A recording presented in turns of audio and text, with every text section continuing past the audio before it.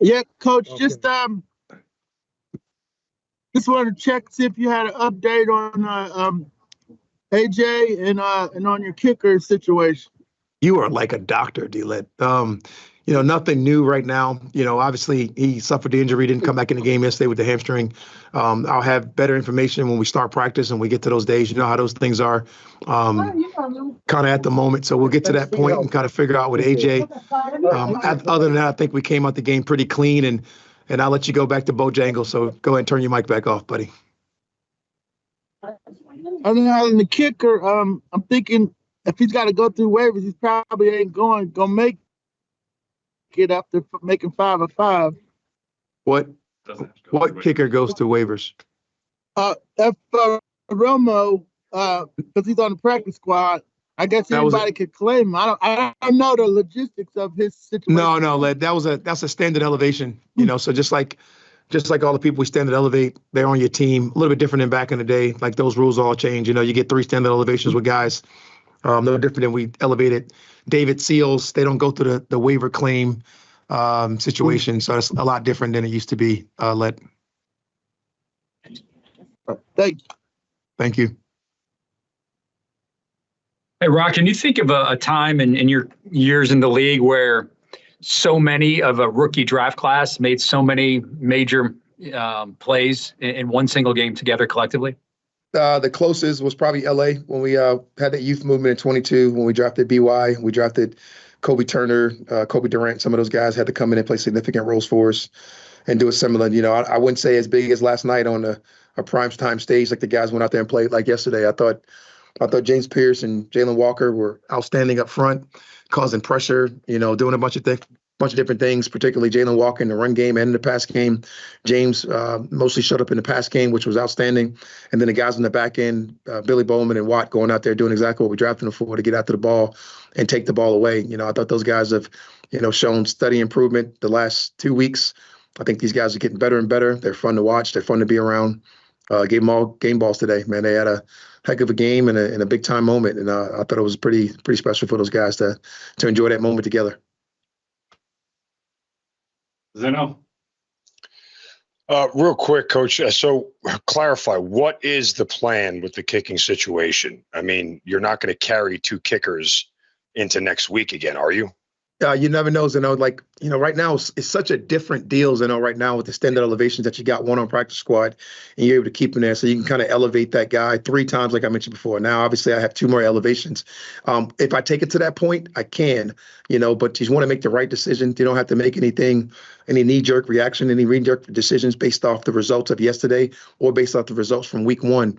I think you can take your time and really get into the weeds of it all and do those things. Now people can come and try to force your hand and do some different things, but we kind of got control of that right now. And we definitely got a lot of confidence in the young man last night and what he was able to do. But we definitely can go out there and evaluate and make sure we're making the right and proper decisions at all costs for the football team. So are you going into this week as an open competition for kicking, or is Romo going to be the kicker next week? There is about a 90% chance that Romo's our kicker for next week. There's no doubt about that. I wouldn't even sit here and act like it's an open competition because the guy just went 5 for 5. You want to see it again. You want to see it in a different atmosphere. You want to go see those things. And he did a heck of a job. And I want him to go out there and do it again. And let's go see it. We'll make some decisions on those things as the week goes. It could be this week. It could be next. It could be whatever. But we'll make those decisions as we got to go. One more quick one here. The play, I think it was at the end of the first half where it was the bobble on that didn't get reviewed. It was the reception by the Vikings that didn't get reviewed. Somebody help me out here. What play was it where it looked like he didn't catch it? On the sideline? Was it on the sideline? It was at the end of the first half or towards the end of the first half. Third 19 of Thielen. Yes, the 3rd and 18. Yeah, whatever it was. I think that was the one, right? That it looked like it was questionable. Do you remember what I'm talking about? Because I'm just kind of curious on the review process where it looked like there was a challenge. I think it was the 3rd and 18 that they converted towards the end of the first half. I'd have to go look exactly at that play. I can't remember. My bad, guys. Sorry, I apologize. I'll get the information, Coach. I can't remember exactly right now. I do remember the one on the sideline that I thought about. It was on like a 2-yard gain, so I think it was worth it.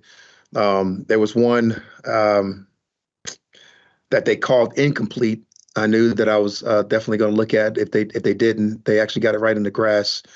And the only other thing I can remember complaining about to the officials was the one where we got the holding on the offsides that I just didn't understand that play. That I got to send in and kind of get some clarity on. But other than that, I don't remember the big one. I got to go look back at it and see what you're saying on that one. He was down. Oh, no. I know what you're talking about. The one you felt like we raked out. Yes. No, it's a catch. We raked it out late in the down. I didn't think that was a reviewable. But I know exactly what you're talking about now. When you look at it, it looks like we raked it out last minute, but Thielen was on the ground. Catch it kind of slid a little bit, but he's down by contact. We raked it out late in the down, like being on the ground. He's already tackled, so that ball would have been a reviewable play for us. Gotcha. Thank you. I got you. I know exactly what you're talking about now. Yes. Will? Yeah, Raheem, there was a moment last night, I believe you were talking about the offensive line and kind of their improved play in the game yesterday, talking about just kind of your philosophy on accountability, setting the standard, both publicly and internally. And I'm curious, where you developed or honed that philosophy. Is that something that's been always kind of internal to you to be able to say, hey, this is where we need to be and just stay hard to that line? Or is that something you've learned over your coaching career? Because I think a lot of coaches go about it differently.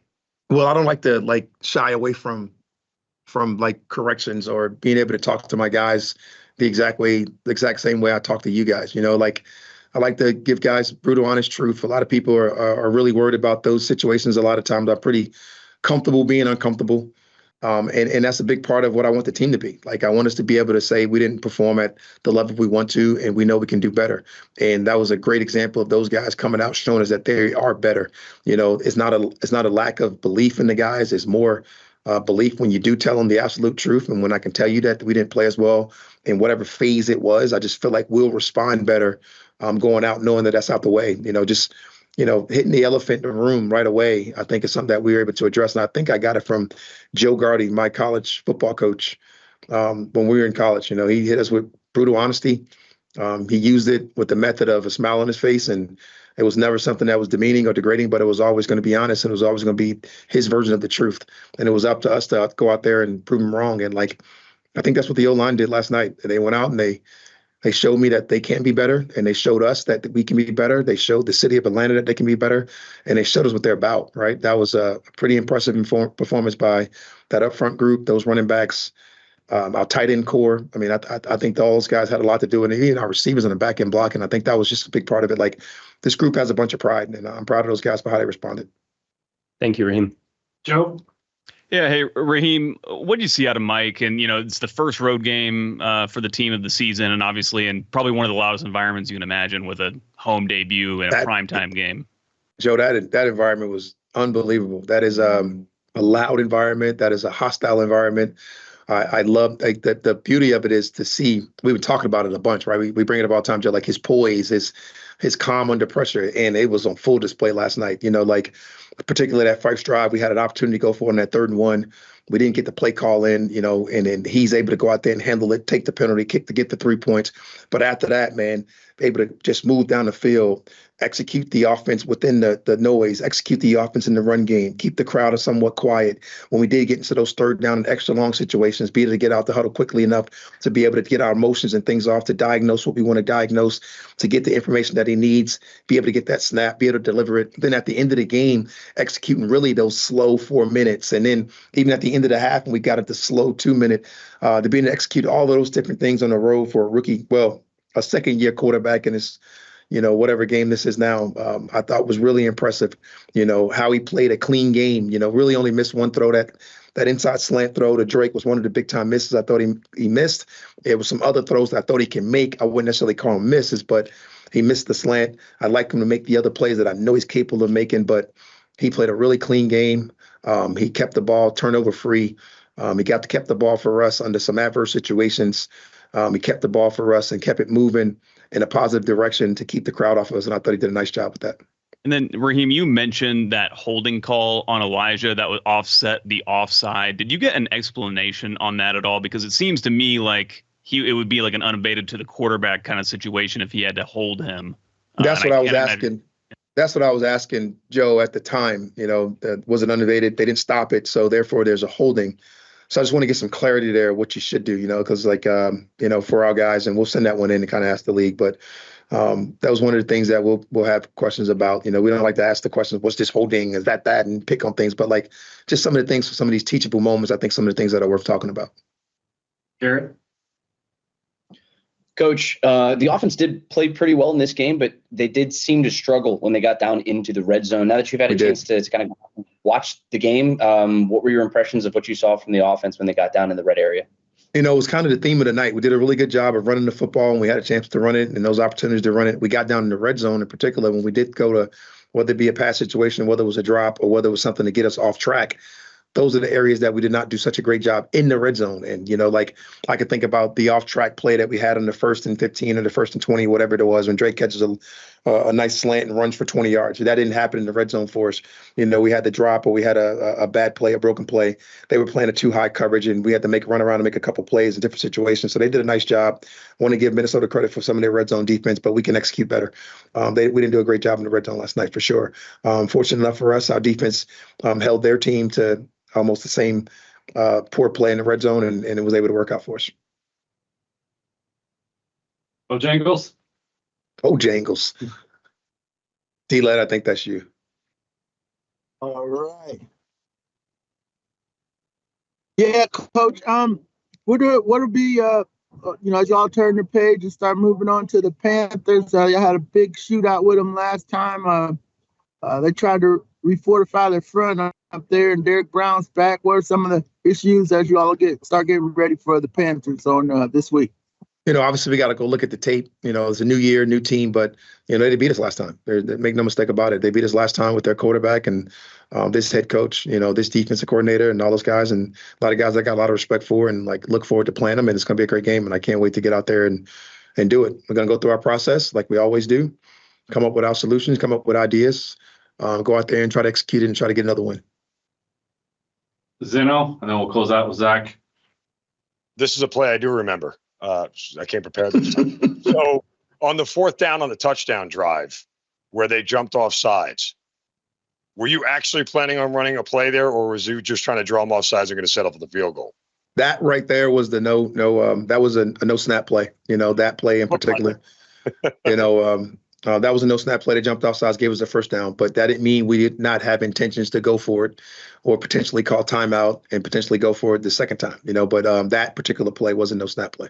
It's a 9-point game, so it's 2 scores, right? Yes. Making it a 12-point game, I mean, that still takes it to more than a touchdown and a field goal. So analytically, the math, what was part of how did that work out for you guys in the decision? So the process there is you kick it, and you would absolutely make it a tough game for them to come back. But if you go out there and you score, you make it pretty much impossible. So having the ability to go out there, get the no snap play and get the free, first down was absolutely outstanding for us. So that was the first option. And then the next option is we have been running the ball really well all day. And to get a half an inch with Tyler Algier and the way that O-line was playing yesterday and a chance to ice it, particularly on that day, will be one of those things you may attempt, and you may either go against analytics or with analytics. How are you looking at it, Zeno? That's kind of some of that feel stuff. You know what I mean? Like we talk about it all the time. Zach, last one. Hey, Ra, I know you'll tell me a win in week 2 counts as much as a win in week 7 or week 12, et cetera. But because of the way things unfolded in week 1, what does it do for the momentum, the psyche of this team, and just the bolt of energy and passion, excitement that you guys need to move forward? Zach, it just really just keeps the stats of all the 0-2 teams and talking to Zeno next week about it. It's so I'm ecstatic to not to have that conversation.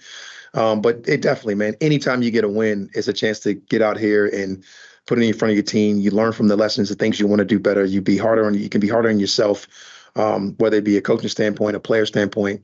The guys get hungrier. You try to find a way to reset and go through that process over and over again to be the very best version of yourself. So for us, man, you always want to go out there and win. It always makes the city feel better. It makes Mondays feel better when you don't get any sleep, just like we're all working on right now. And it's absolutely a great Monday. You got D-Led celebrating with Bojangles, and you guys are probably doing whatever you do. But I feel much better and prepared to go prepare for the Carolina Panthers than I would if we'd had a 0-2 start. Here's the stat, Coach. Since 1990. Oh, God. He had it all written up for us. Only 0.9% of teams that have started 0-2 since 1990 have made a Super Bowl. So see you, Chiefs. Dallas Cowboys. That was one of them. I know Yep. it. All right. Thanks. Monday night.